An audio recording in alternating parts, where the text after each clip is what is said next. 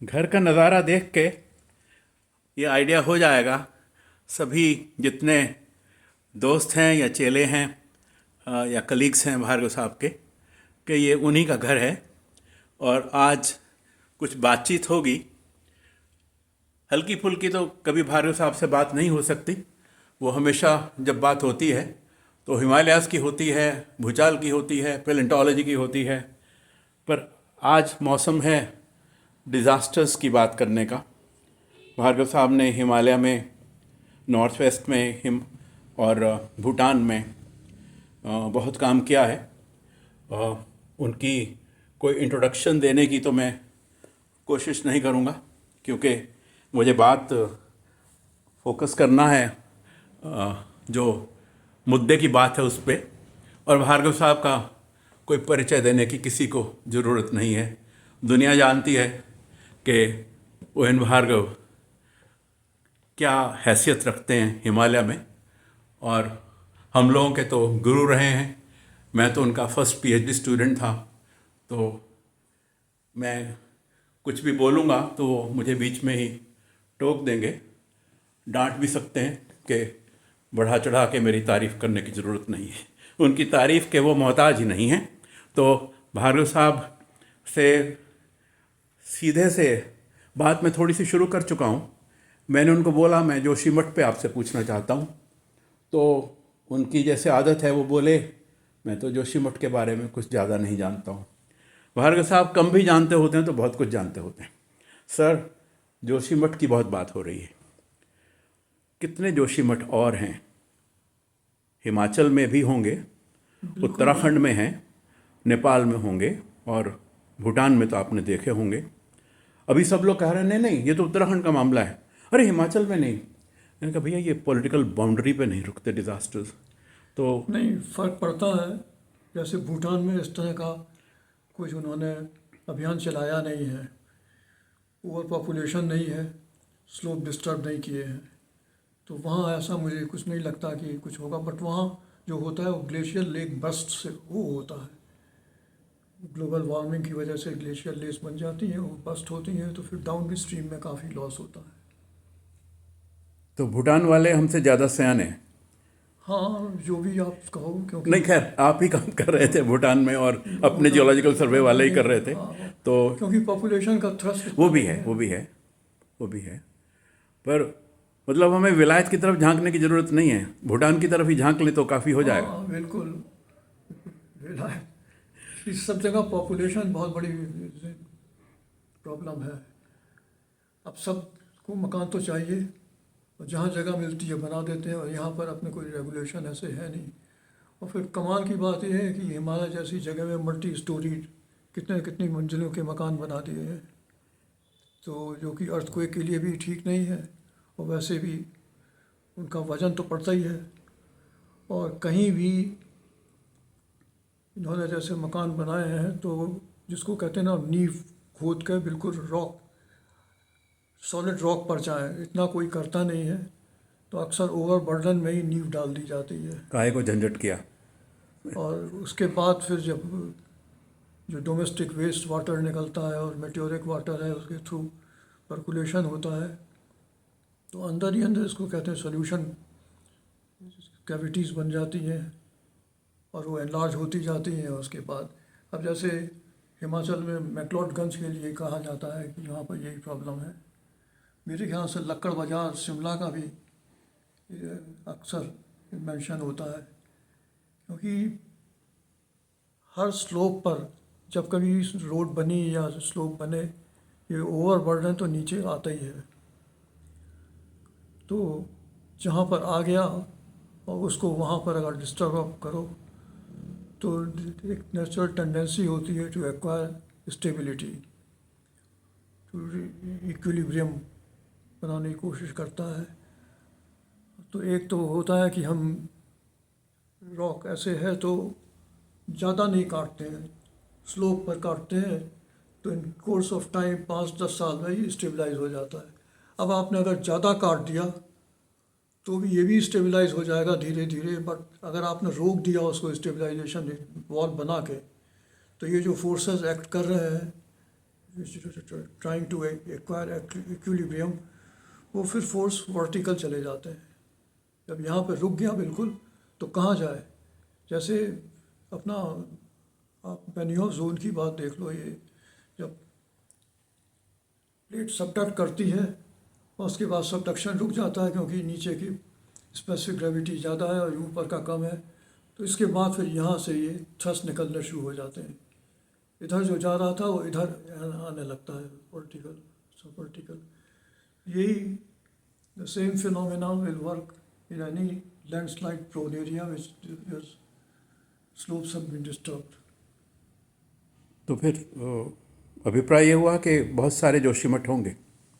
हाँ, क्योंकि इस सबका ध्यान तो देते नहीं हम लोग। क्यों नहीं देते सर? हम हिंदुस्तान में ही ऐसे हैं कि हमारे जैसे और भी हैं दुनिया में। हमारा 3rd बिगेस्ट जियोलॉजिकल सर्वे है, ओल्डेस्ट जियोलॉजिकल सर्वे है। हर जगह तो हिमालय नहीं है ना, या तो वो बात अलग है। अब बात आ गई आल्प्स की या एप्रेशियंस की, तो वहाँ यही प्रॉब्लम है कि जो हमारी प्रॉब्लम है वहाँ नहीं है कि पॉपुलेशन इतनी नहीं है, तो आराम से मकान बनाते हैं। और जब आप रोड उनकी देखो तो रोड बिल्कुल जहाँ पे वैली की यूँ आ रही है, वैली है, तो बिल्कुल जहाँ स्लोप लो होता है वहाँ पर काटते हैं। Stability is acquired quickly and without disturbing much. अभी जैसे मैं देख रहा था ना, मैं सैन रेमोस करके एक जगह है, कहाँ पे सर? कैलिफोर्निया स्टेट में है। ओके ओके, आप अभी वहाँ रह के आए 2 महीना। तो वहाँ पर जब सब सड़क पर बिल्कुल जेंटल स्लोप है, जहाँ भी काटी हुई वो है। पुराने पहाड़ है ना सर? हाँ, तो ये हम लोगों ने किया है। नहीं, यहाँ जब पुरानी सड़कें हैं हमारी वो सब वैसे ही है।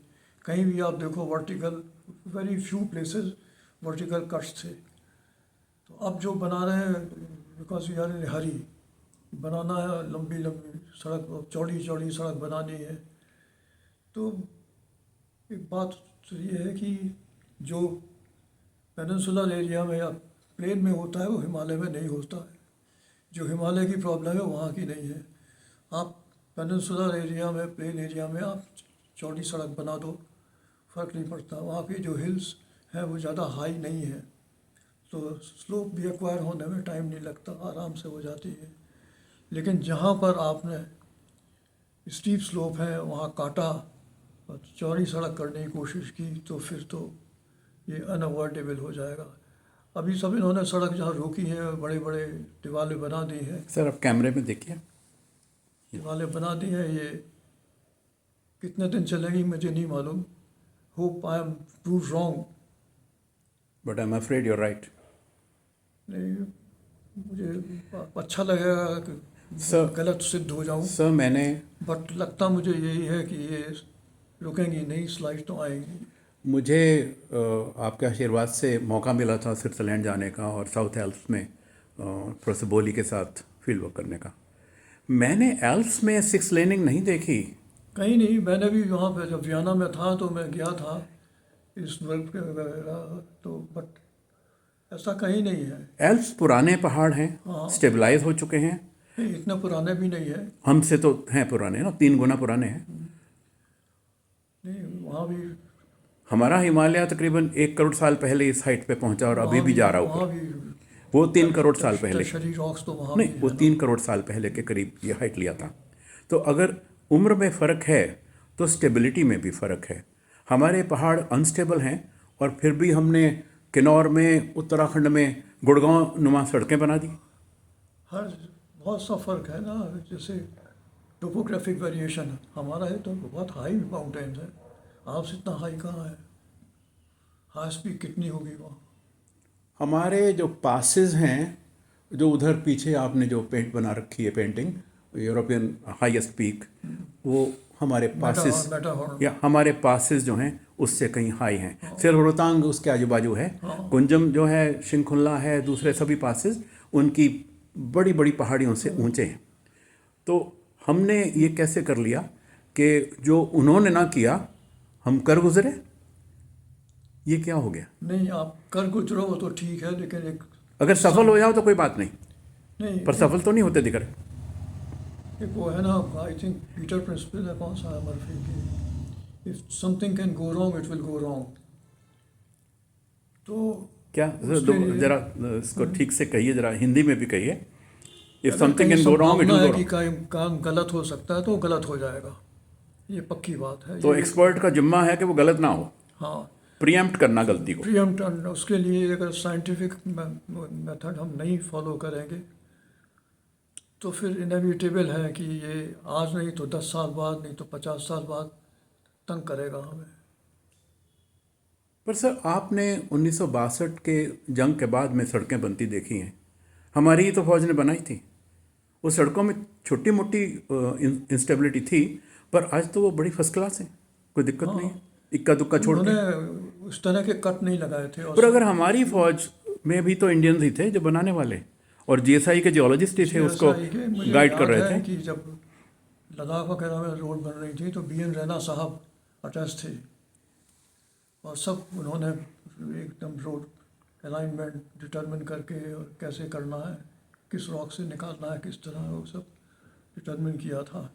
और इतने बड़े बड़े हम लोगों ने वो, तब सड़क जो बनी थी वो इतनी थी कि 2 गाड़ियाँ, मतलब बाई लेन, इससे ज़्यादा नहीं थी। कहीं कहीं पर जहाँ पर सड़क मतलब रॉक फेवरेबल नहीं थी वहाँ नैरो भी कर दी गई थी कि मतलब आप निकल एक चलो। तरफ ट्रैफिक रुक जाए फिर तो वो जो सड़क ब्रॉडनिंग हुई है इतने सालों में, बहुत स्टेजेस हुई है।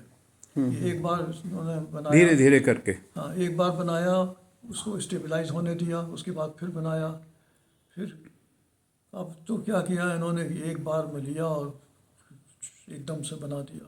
तो ऐसी आफत क्या आई?